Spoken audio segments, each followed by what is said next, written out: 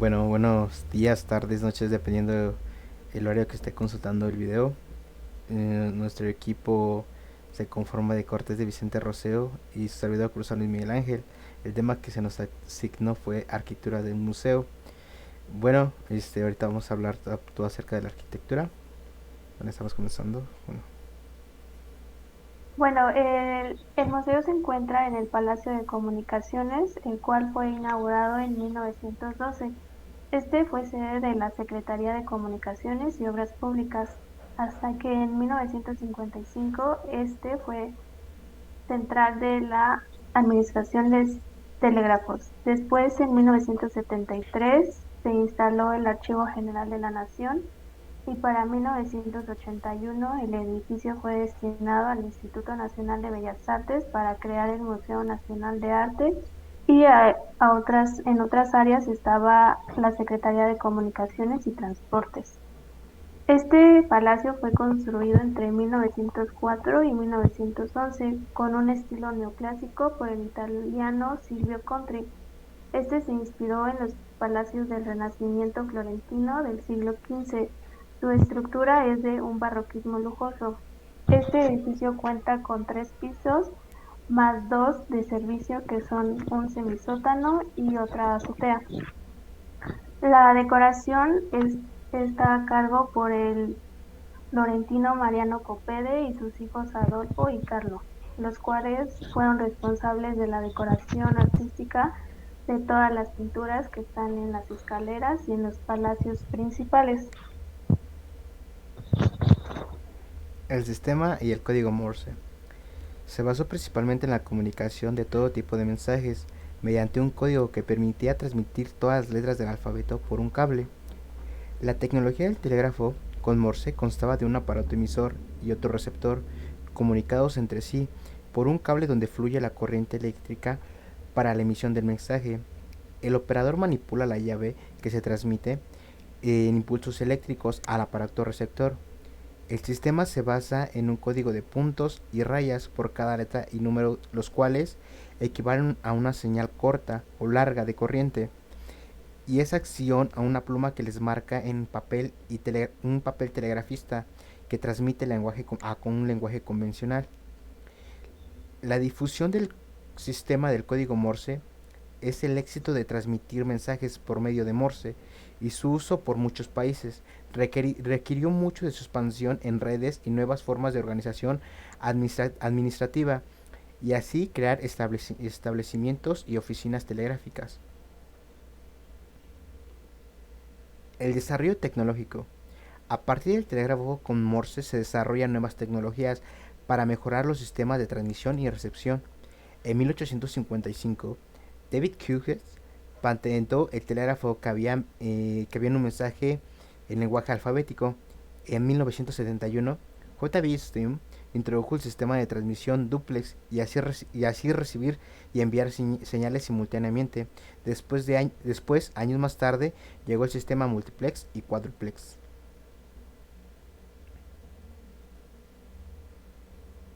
Los cables submarinos. La empresa Atlantic Telegraph Company crea Great Spain, maquinaria y equipo moderno, y fabrica cable a los 3.700 kilómetros. El 27 de junio se transmitió el primer mensaje con cable interoceánico.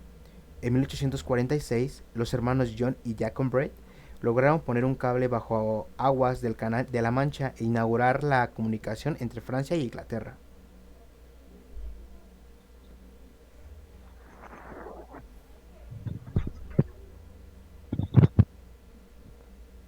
Los convenios internacionales.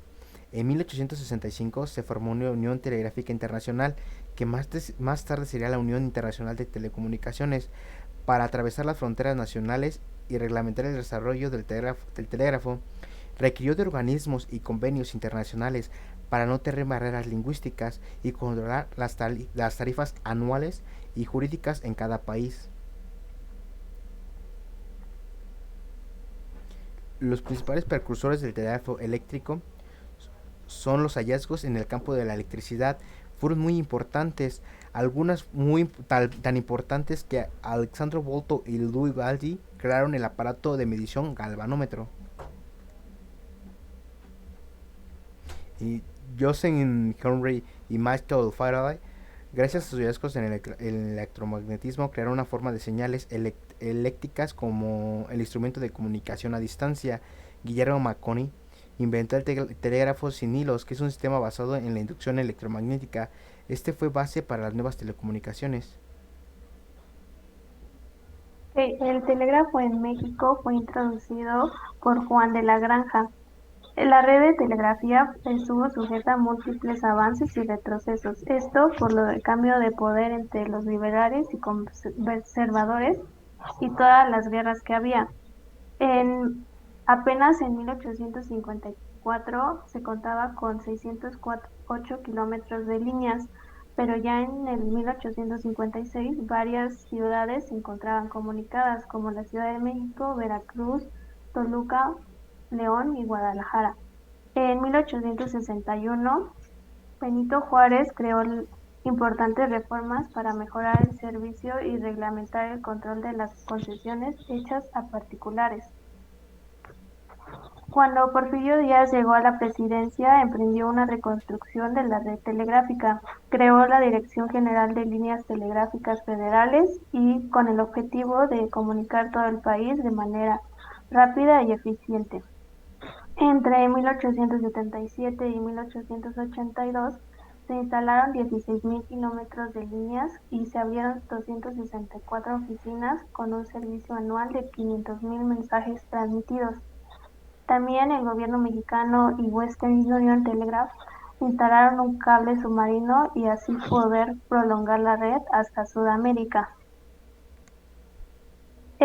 A partir del segundo mandato de Porfirio Díaz, este impulsó las comunicaciones y así la interconexión del país de costa a costa y de frontera a frontera. Creó la Secretaría de Comunicaciones y Obras Públicas en 1891 y así se desarrolló la red telegráfica y la expansión del ferrocarril fueron primordiales para la modernización y crecimiento económico del país. A principios del siglo XX el telégrafo llegó a ser el instrumento de comunicaciones más eficaz gracias a las mejoras de sus servicios y los horarios y las nuevas tecnologías como el sistema duplex, cuádruplex y multiplex, junto con la actualización de acumuladores de corriente en las líneas. En 1903 se intentó, pero sin éxito, introducir la telegrafía inalámbrica y el cable subacuático y subterráneo.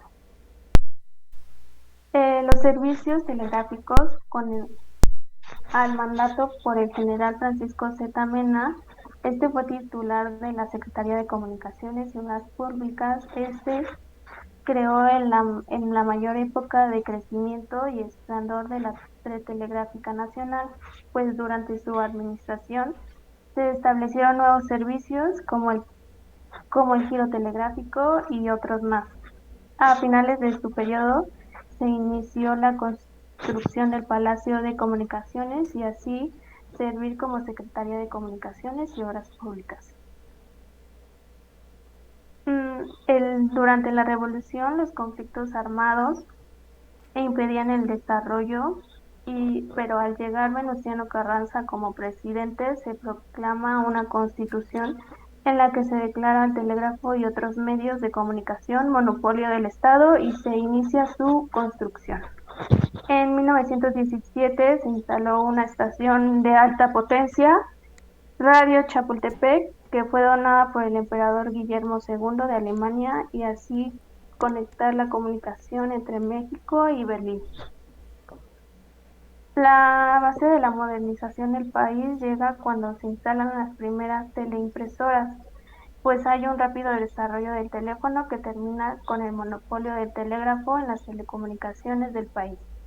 Se crean los servicios de larga distancia y aparece la telefonía inalámbrica y la radiodifusión. En 1942 se separa el servicio postal y telegráfico.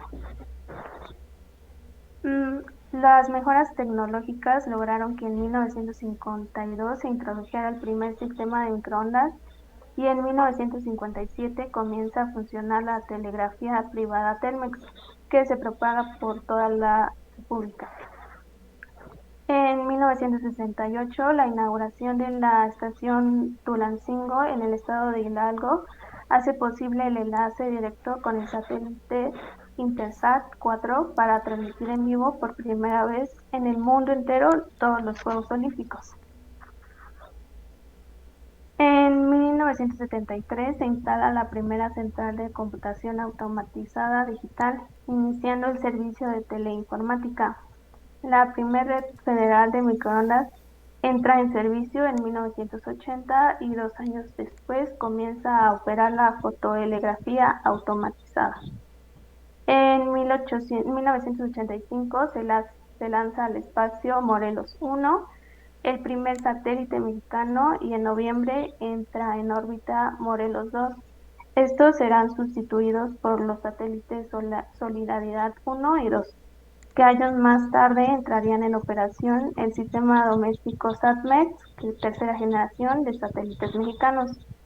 La telegrafía limitó su comunicación por sistema Morse a pequeñas poblaciones rurales en el país y su desaparición fue en 1992. En la década de los 50, las nuevas tecnologías modifican la telegrafía y la telefonía. Las antiguas líneas de cables empezaron a ser sustituidas por cables coaxiales y enlaces por microondas, y más tarde por satélites y líneas de fibra óptica, estos desarrollándose a la par de los transistores y circuitos integrados y otros avances que redujeron así las dimensiones de los equipos e incrementando la eficiencia de estos. El surgimiento de la computación en los 60 inició la tendencia de la digitalización total de las telecomunicaciones y así pasar de lo analógico a lo digital. El galvanómetro se origina en el siglo XIX y servía para localizar los daños en las líneas telegráficas. El galvanómetro principalmente era de un espejo móvil, detectaba igual la resistencia en equipo de transmisión y recepción telegráfica en los principios del siglo XX para localizar daños en cualquier línea. También tiene escalas logísticas para fallas físicas y también se ocupó en el siglo XX. Y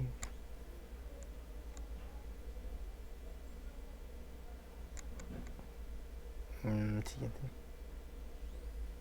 La perforadora eh, es un componente de teleimpresor utilizado en el sistema de transmisión telegráfica de México en los 50. El teleimpresor es principalmente utilizado en las oficinas en los 80s a 2000. El radioreceptor eh, es el radio comercial y no requería corriente eléctrica.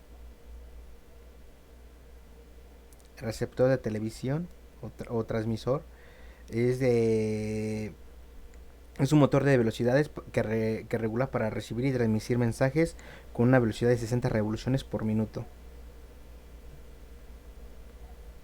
La magneta se conectaba a ambos tramos en líneas cercanas a los postes para localizar daños y para recibir y enviar mensajes. También se conectaba entre ambas líneas para medir o cualquier falla alrededor del mensaje. El conmutador se origina a los principios del siglo XX y usaba 16 barras intercomunicadas o en oficinas telegráficas de México del siglo XX. El registro de cuadrante, este convierte los números en signos y señales para enviar mensajes a finales del siglo XIX. El sonador telegráfico se origina a partir de los siglos XIX a 1940. El medidor de inductancia medía longitudes de ondas electromagnéticas en líneas telegráficas y principalmente se utilizaba en los 70. Un ondámetro medía la frecuencia o longitudes de onda de transmisión de la radiocomunicación telegráfica y telefonía en los 60. El capacitómetro, utilizado para la distribución adecuada de energía en los aparatos telegráficos. El watómetro controla la temperatura de los sistemas de transmisión en los equipos telegráficos.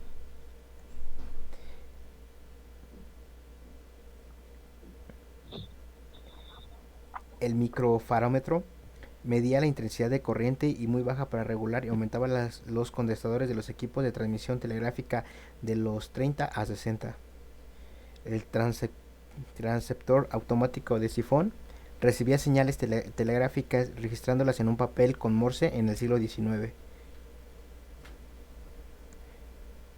En cambiapolos cambiaba de una línea telefónica a otra durante una transmisión telegráfica. El voltamperímetro medía el voltaje de los equipos de radiocomunicación en 1920. El vidroplex incrementaba la velocidad de transmisión de los servicios telegráficos de los 40 a 40-50. El puente de Burley medía la intensidad y tensión y resistencia en las líneas telegráficas. La década de resistencia, equipo de apoyo para mediciones regulador de energía de las transmisiones telegráficas y telefónicas. El miliamperímetro era para la reparación de líneas telegráficas. La botella de Leyden medía la carga eléctrica de equipos y líneas telegráficas. El telégrafo, su principal era la comunicación y telefónica o telegráficas. Y el grabador de alambre, ese su principal origen fue en el siglo XX, servía para grabar mensajes en alambre.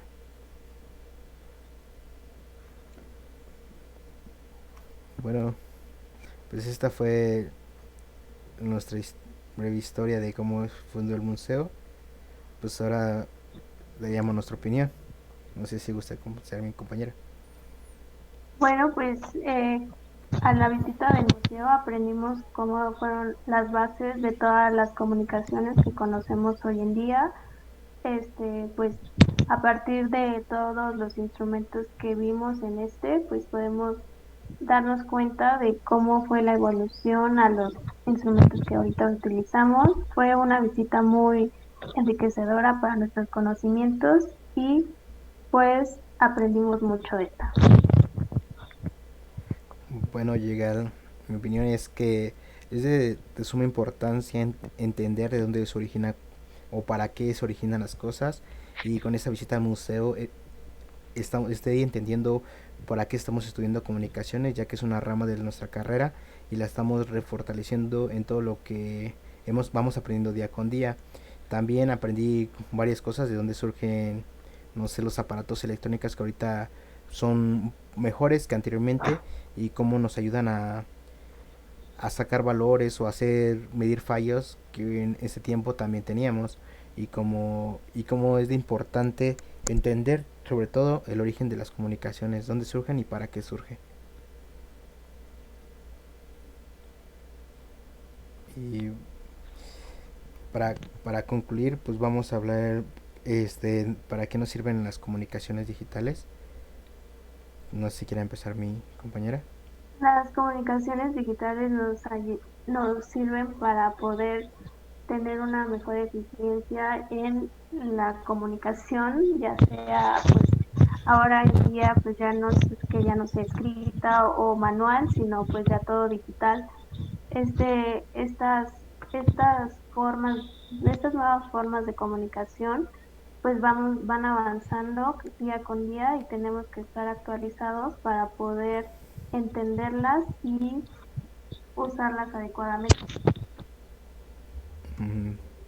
Bueno, como ahorita en la materia que estamos tomando, que es comunicaciones digitales, yo creo que el mayor aporte que podemos decir es que estos, como menciona mi compañero, fue los precedentes históricos que tienen las comunicaciones antes de pasarse al mundo digital, o cómo tenemos que entender cómo se transmitía el mensaje para poder lograr interpretar ahorita con la electrónica avanzada estos mensajes, o cómo a través de ello simplificar o mandar ya como importando el lugar. ¿Por qué? Porque pues cada día estamos avanzando en el aspecto de comunicarnos de mejor manera y tener una eficiencia mejor para lograr nuestro objetivo, que es comunicarnos al fin del día, como es la principal función de las comunicaciones.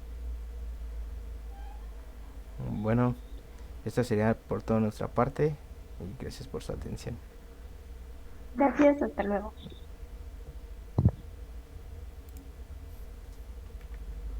¿Listo? Sí, sí, sí, ya.